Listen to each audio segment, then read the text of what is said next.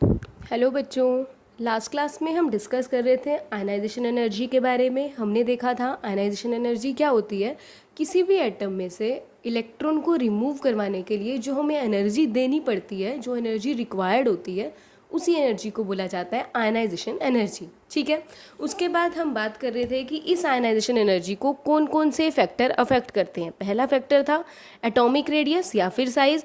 हमने देख लिया था जैसे जैसे एटम का साइज बढ़ेगा, जैसे जैसे एटम का साइज बढ़ेगा, न्यूक्लियस और इलेक्ट्रॉन के बीच में डिस्टेंस बढ़ता जा रहा है, और जितना ज़्यादा वो डिस्टेंस होता जाएगा उनके बीच की अट्रैक्शन उतनी कम होती चली जाएगी। और अगर न्यूक्लियस और इलेक्ट्रॉन के बीच की अट्रैक्शन कम हो रही है तो उस इलेक्ट्रॉन को रिमूव करवाना आसान हो जाएगा, और अगर इलेक्ट्रॉन को रिमूव करवाना आसान है मतलब आयनाइजेशन एनर्जी कम है। तो यही होता है, अगर साइज बढ़ता है तो आयनाइजेशन एनर्जी डिक्रीज करती है। ठीक है। सेकंड फैक्टर हमारे पास है न्यूक्लियर चार्ज।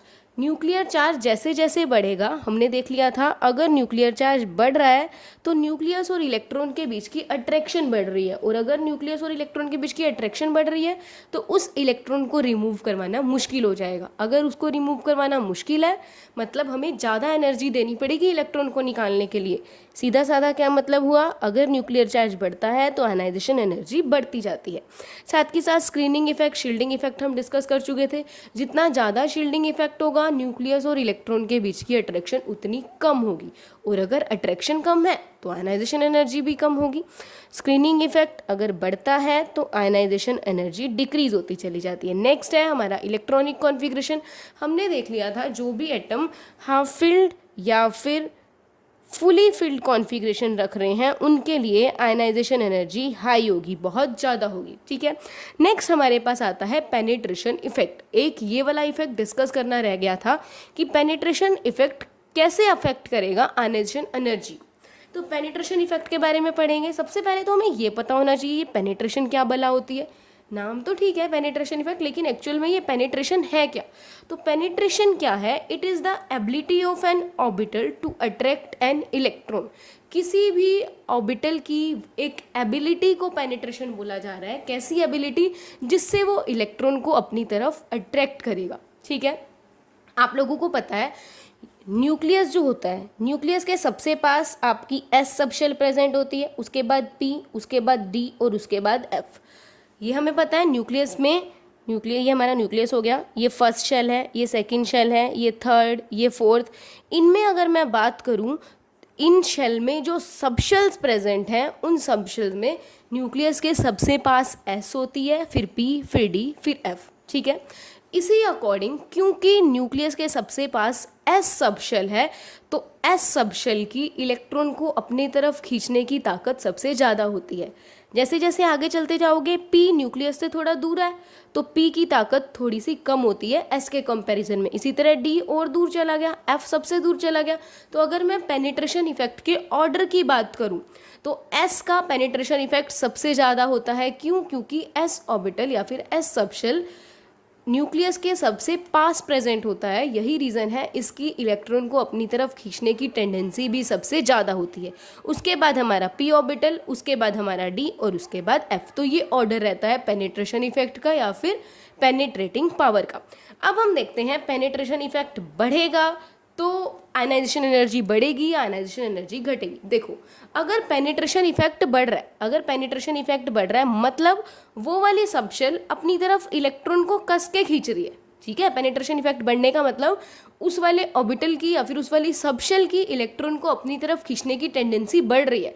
और अगर सबशेल की इलेक्ट्रॉन को अपनी तरफ खींचने की टेंडेंसी बढ़ रही होगी, हमें करना क्या है, उस इलेक्ट्रॉन को वहाँ से निकालना है। अगर सबशेल ने कस के बांध के रखा हुआ है इलेक्ट्रॉन को अपनी तरफ, वो देना ही नहीं चाह रहा है इलेक्ट्रॉन अपना, तो हमें क्या करना पड़ेगा, भर भर के बाहर से एनर्जी देनी पड़ेगी, बहुत सारी एनर्जी देनी पड़ेगी ताकि हम इस इलेक्ट्रॉन को उससे अलग करा सकें, उनके बीच में लड़ाई करवा सकें। यही होगा ना। तो यही होता है, अगर पेनिट्रेशन इफेक्ट बढ़ता है तो आयनाइजेशन एनर्जी बढ़ती है। देखो ionization energy increases with increase of penetration effect. क्यों? क्योंकि जितना ज़्यादा पेनिट्रेशन इफेक्ट होगा ऑर्बिटल ने इलेक्ट्रॉन को उतना ही टाइटली बाउंड करके रखा होगा, और जितना टाइटली बाउंड करके रखा है वो छोड़ना नहीं चाहेगा इलेक्ट्रॉन को, और अगर इलेक्ट्रॉन को छोड़ना नहीं चाह रहा तो हमें उनके बीच में लड़ाई करवाने के लिए, उस इलेक्ट्रॉन को उससे अलग करवाने के लिए बहुत सारा जोर लगाना पड़ेगा, बहुत सारी एनर्जी देनी पड़ेगी, मतलब आयनाइजेशन एनर्जी बहुत हाई होगी। आगे देखो, various subshell of A main shall have penetration power in order of SPDF. ये हमने देख लिया कि इस ऑर्डर में पेनिट्रेशन इफेक्ट शो करते हैं एसपीडी और एफ। नेक्स्ट है, it is most difficult to remove electron from s rather than f of same main shell. मतलब मान लो अगर आप फोर्थ आपकी मेन शेल की बात कर रहे हो, एन आपका 4 है, अगर आप कंपेयर करो 4s और 4f का, ठीक है, मेन शेल दोनों की सेम है, फोर्थ, लेकिन सब शेल एक में आप बात कर रहे हो एस की और एक में आप बात कर रहे हो एफ की, तो 4s और 4f का अगर मैं कंपेयर करूं, अगर हम 4s और 4f का कंपेयर करें तो होगा क्या, 4f से इलेक्ट्रॉन को निकालने के लिए इतनी एनर्जी नहीं चाहिए होगी जितनी 4s से इलेक्ट्रॉन को निकालने के लिए चाहिए होती है। क्यों?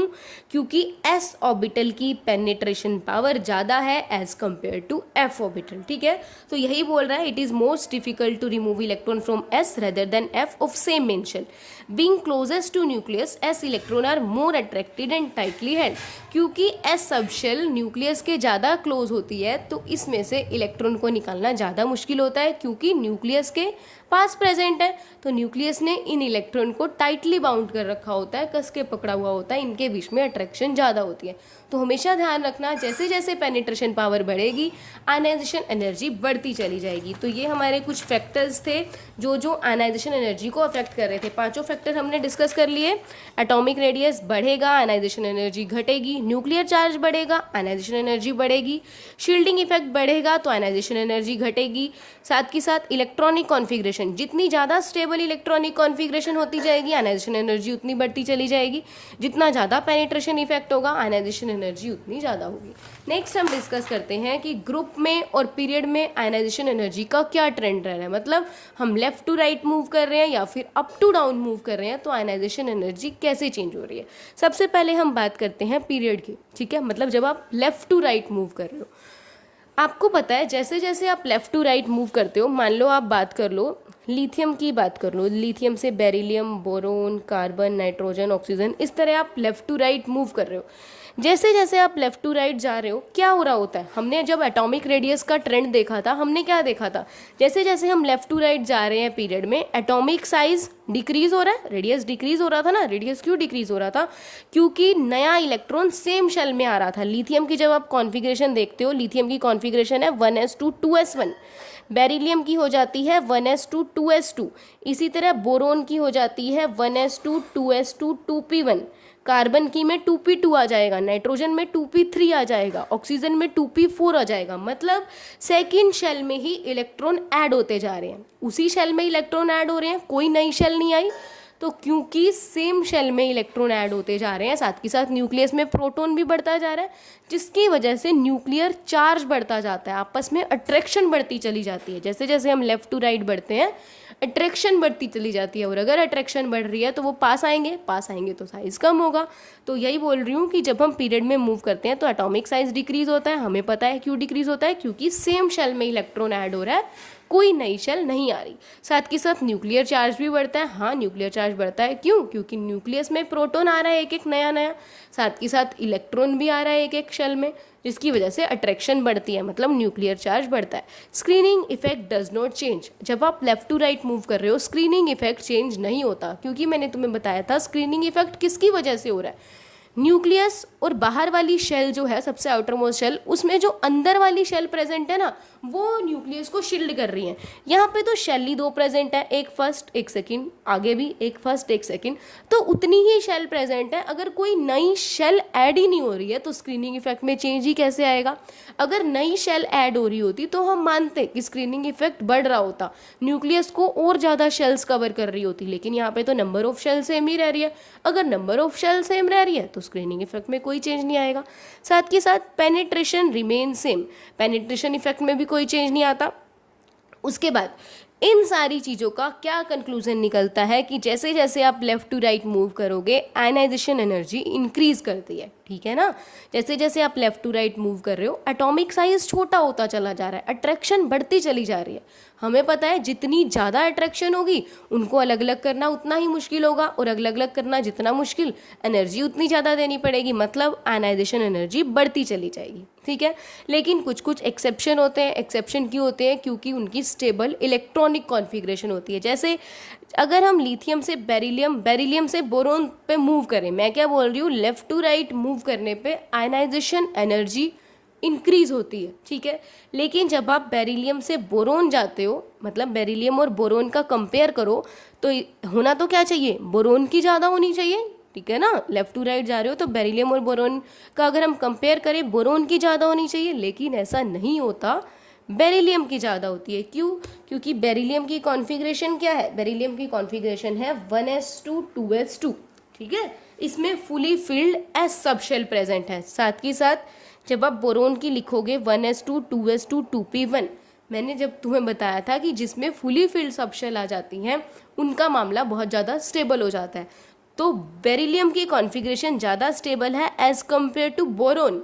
मतलब अगर आपको इलेक्ट्रॉन रिमूव करवाना है तो बोरोन से इलेक्ट्रॉन को रिमूव करवाना आसान है एज कम्पेयर टू बेरिलियम। साथ ही साथ आपने ये भी पेनिट्रेशन पावर भी देख लिया, एस की पेनिट्रेशन पावर ज़्यादा होती है पी से। एस की पेनिट्रेशन पावर ज़्यादा है तो एस ने इलेक्ट्रॉन को ज़्यादा कस के पकड़ा हुआ है, तो यही रीज़न है बेरिलियम की आयनाइजेशन एनर्जी बोरोन से ज़्यादा होती है। आगे चलेंगे, नाइट्रो कार्बन पे चले, ठीक था मामला था, कार्बन से नाइट्रोजन ठीक मामला चल रहा था। लेकिन जब नाइट्रोजन से ऑक्सीजन आते हो, होना क्या चाहिए, लेफ्ट टू राइट जा रहे हैं, आयनाइजेशन एनर्जी क्या होनी चाहिए, बढ़नी चाहिए। मतलब ऑक्सीजन की आयनाइजेशन एनर्जी ज़्यादा होनी चाहिए नाइट्रोजन से, लेकिन ऐसा नहीं होता। नाइट्रोजन की आयनाइजेशन एनर्जी ऑक्सीजन से ज़्यादा होती है। ऐसा क्यों? नाइट्रोजन की कॉन्फ़िगरेशन अगर हम लिखें 1s2 2s2 2p3, इसी तरह ऑक्सीजन की अगर लिखें 1s2 2s2 2p4 2p3, nitrogen क्या कर रहा है, हाफ फील्ड कॉन्फ़िगरेशन बना रहा है, और जिनकी हाफ फील्ड और फुली फील्ड कॉन्फ़िगरेशन स्टेबिलिटी बहुत ज़्यादा होती है। और अगर स्टेबिलिटी ज़्यादा है तो आयनाइजेशन एनर्जी भी ज़्यादा देनी पड़ेगी, एनर्जी ज़्यादा देनी पड़ेगी इलेक्ट्रॉन को निकालने के लिए। स्टेबल कॉन्फ़िगरेशन को अनस्टेबल बनाने के लिए, मतलब जब आप इस P3 में से इलेक्ट्रॉन निकालोगे तो क्या होगा, P2 बच जाएगी ना। आप क्या कर रहे हो, स्टेबल कॉन्फ़िगरेशन को अनस्टेबल बना रहे हो, तो इस स्टेबल को अनस्टेबल बनाने के लिए बहुत ज़्यादा एनर्जी देनी पड़ती है। यही रीज़न है नाइट्रोजन से ऑक्सीजन जाते हैं तो आयनाइजेशन एनर्जी बढ़ने की बजाय घट जाती है। ठीक है, आगे चलो, ऑक्सीजन से फ्लोरीन पे गए, फ्लोरीन से नियोन पे जब आएंगे तो नियोन में तो क्या है, फुली फील्ड कॉन्फ़िगरेशन होती है। यही रीज़न है नियोन की आयनाइजेशन एनर्जी बहुत ज़्यादा हाई होती है। ठीक है, नेक्स्ट है हमारे पास वेरिएशन इन ए ग्रुप। जब हम ग्रुप में मूव कर रहे हैं अप टू डाउन तो आयनाइजेशन एनर्जी पे क्या चेंज आ रहा है। जब हम ग्रुप में मूव कर रहे हैं, देखो हम फर्स्ट ग्रुप की बात कर लेते हैं, लिथियम, सोडियम, पोटेशियम, रुबिडियम। ठीक है, जैसे जैसे हम डाउन द ग्रुप आ रहे हैं, लिथियम की कॉन्फ़िगरेशन थी 1s2 2s1, सोडियम की कॉन्फ़िगरेशन होगी 1s2 2s2 2p6 3s1। इसी तरह पोटेशियम की आउटर मोस्ट हो जाएगी 4s1, रुबिडियम की हो जाएगी 5s1। मतलब क्या होता जा रहा है, एक एक नई शेल ऐड होती जा रही है। इसकी कहानी 1 और 2 पे ख़त्म हो रही थी, लेकिन इसको थर्ड शेल की हेल्प लेनी पड़ी, इसको फोर्थ की हेल्प लेनी पड़ी, इसको फिफ्थ की हेल्प लेनी पड़ी। तो जैसे जैसे आप डाउन द ग्रुप मूव करते हो एक एक नई शेल ऐड होती जा रही है। और अगर नई शेल ऐड हो रही है तो क्या है, एटॉमिक साइज बढ़ रहा होगा, ऑब्वियस सी बात है, नई शेल ऐड हो रही है। साथ के साथ क्योंकि शेल ऐड होती है, मैंने तुम्हें बताया था जितनी ज़्यादा न्यूक्लियस और आउटर मोस्ट के बीच में शेल होंगी ना, वो न्यूक्लियस को उतना ज़्यादा कवर करेंगी। और न्यूक्लियस को कोई चीज़ जितना ज़्यादा कवर करेगी, मतलब न्यूक्लियस की शील्डिंग उतनी ज़्यादा हो रही है। क्योंकि डाउन द ग्रुप आने पे नंबर ऑफ शेल्स बढ़ रही हैं, यही रीज़न है शील्डिंग इफेक्ट भी बढ़ रहा होगा। और अगर शील्डिंग इफेक्ट बढ़ रहा है मतलब आपका सिग्मा, जो मैंने तुम्हें बताया था जेड इफेक्टिव क्या होता है, Z minus sigma. Effective nuclear charge क्या होता है, nuclear charge minus shielding constant. और अगर शील्डिंग कांस्टेंट बढ़ेगा, शील्डिंग इफेक्ट बढ़ रहा है तो ऑब्वियस सी बात है सिग्मा बढ़ रहा होगा। तो अगर सिग्मा बढ़ेगा तो इस ओवरऑल वैल्यू क्या आएगी, कम होती चली जाएगी, मतलब जेड इफेक्टिव कम होता चला जाएगा। तो डाउन द ग्रुप आने पे आपका इफेक्टिव न्यूक्लियर चार्ज डिक्रीज करता है। और अगर इन तीनों चारों फैक्टर्स को हम कंबाइन करें तो हमारा क्या रिजल्ट निकलेगा कि डाउन द ग्रुप आने पे आयनाइजेशन एनर्जी डिक्रीज करती है। ठीक है ना, जैसे जैसे लिथियम से सोडियम, सोडियम से पोटेशियम आओगे, हो क्या रहा है, साइज़ बढ़ता चला जा रहा है, और जितना ज़्यादा साइज़ बढ़ रहा है, जितनी अट्रैक्शन कम हो रही है न्यूक्लियस और इलेक्ट्रॉन के बीच में, उतनी दूरी आती जा रही है। और कोई चीज़ जितनी ज़्यादा दूर होती चली जा रही है, उनको अलग करवाना उतना ज़्यादा आसान है, ठीक है ना। तो थोड़ी सी एनर्जी देनी पड़ती है और इलेक्ट्रॉन जल्दी से अलग हो जाता है। तो ये ऑर्डर रहता है आपका। लिथियम की आयनाइजेशन एनर्जी सबसे ज़्यादा होती है, सोडियम, पोटेशियम, रुबिडियम, सीजियम, इस तरह मूव करने पे आयनाइजेशन एनर्जी कम होती चली जाती है। तो ये था थोड़ा बहुत आयनाइजेशन एनर्जी के बारे में। नेक्स्ट वीडियो में हम डिस्कस करेंगे इलेक्ट्रॉन गेन एंथैल्पी क्या होती है। तो आज के लिए इतना ही। Okay, bye, take care.